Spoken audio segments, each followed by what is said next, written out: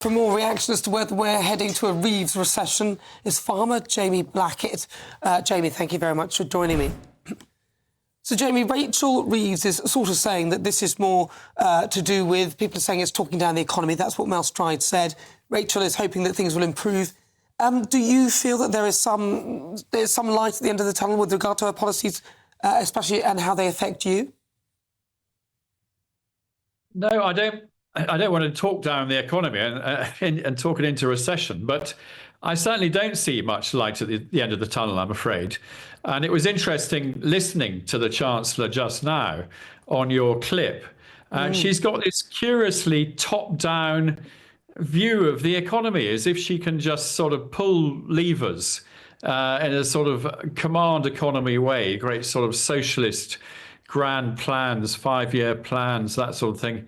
And I just don't see it working, because if the economy really is going to grow again, then, it's people like me who need to be unleashed on the economy. We need to have confidence to invest. I think at the moment we're all slightly in paralysis after the budget. Our main focus now is, particularly those of us of advanced years, of handing on our businesses to our children. I'm attending a symposium in the Palladium. Andrew Lloyd Webber has donated the Palladium for a day. If there are any small business owners out there are still tickets to be had. And we're going to pack out the Palladium and talk about how we can deal with the budget and change the whole narrative and change the government's mind on this, because I just don't see it working. I mean, interest rates are going to stay higher for much longer, as far as we can see. Those of us with families, grandchildren, so on, the school fees. I mean, it's just the fact is a lot of business owners are either in the business of paying school fees for their children or their grandchildren. That may be the priority, rather than reinvesting money in their businesses. And I think, I just don't see it happening. And I'm afraid this sort of corporate socialism, in the 70s, I'm old enough to have lived through that. I wasn't very old at the time, but I do remember it. We had the old-fashioned socialism of nationalize everything and empower the trade unions, and we saw that end in disaster. And now we've got this corporate socialism where, it's somehow not okay for families to own businesses and hand them over to their children, but it's perfectly okay for the likes of BlackRock. And I don't get that. I don't see, of course that's going to drive up unemployment, as far as I can see. Certainly in the rural economy, we're all going to be either paying masses of life insurance to beat the death tax, or paying the tax itself. And that's all money that would have been recycled in jobs in the rural economy. If it goes into the city via life insurance payments, I mean, most people in the life insurance industry being replaced by robots, as far as I can see, or about to be. But all the working people in the countryside are not going to have any money spent on them doing things, because we've all got other priorities now, protecting our businesses against this government. Well, I mean, Rachel's saying, it's really early days. I don't know. I think when things are going badly, in the early days, you need to take heed of that. But I don't know. We shall see. We'll give them another month or so. But I think by that time, they may have completely destroyed everything. Thank you very much, Jamie. Really good to talk to you. That is farmer Jamie Blackett. Right, 21 minutes after 3 o'clock. Let's bring in Professor of Economics at King's College London, Jonathan Portis. Jonathan, Rachel is kind of alluding that it's early days, it's only the start. We can't really tell how this is going to go. I would argue that, well, you can see it's going badly already, and if you carry on with this direct, it's only going to get worse. But what's your view?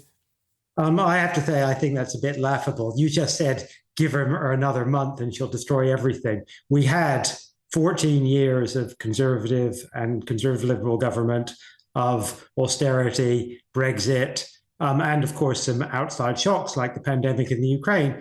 And as we know, we had pretty mediocre growth throughout that period, low or no growth in real wages and in GDP. The idea that you can judge a new government on the basis of the first 3 or 4 months is obviously laughable. And indeed, Why? if you look back, hold on. If you look back at the Conservative government that came in 2010, I'm not. Listen, Jonathan. I am not. Yeah. I am no advocate for the Conservative government. I think they did an absolutely shocking job, and I think most people felt they had to go, even if it meant having a Labour government. A lot of people probably didn't want that, but the truth is now in the pudding which we are eating, and it's not looking good. So that's what I'm saying. I'm not defending the previous government at all. No, but I think you have to wait until the pudding is at least cooked rather than criticising the first stages of the recipe. Okay, well then let's start with let's look at some of the recipe then. National insurance on employers and on only private businesses. So no, just those businesses. That surely, even Rachel Reeves herself has said that is a jobs tax. Yes, that will reduce employment. The estimate is that it will, that the Office of Budget Responsibility has come up with, who's actually looked at the numbers and look at what the evidence says, is that will cost the equivalent of about 50,000 jobs over 4 years. Now, that's not that is some jobs. On the other hand, the OBR also predicts that the total number of jobs in the economy will grow by 1 million or so over that period because of population growth and immigration. So not even to do with the policy, nothing to do with the policy, but just by default, the population or the jobs will grow anyway, but not as a result of the jobs tax that she's putting in. So why would you do that? Well, you do it because you need the money to fill up the holes in the public finances, which were unfortunately left by the last government. And there is no doubt that there was we were left, or this government was left with the choice between very significant cuts to public services or putting up taxes. They've chosen to put up taxes. Now, that's a political judgment, absolutely, and it will have some economic impacts. But we know what the alternative was. The alternative was a really bad NHS crisis, not just this winter, but for the foreseeable future. The continued failure to arrest, let alone prosecute in jail, people who commit crimes, all the things which, so there are some pretty difficult choices here. OK, so then briefly, let's do another one then. The winter fuel allowance, which their own research, when they weren't in government, said that at least 4,000 pensioners would die. Now they're doing it. I mean, and the amount of money that they're going to get from it is not that much, really. No. That research, I mean, I don't think Labour did that.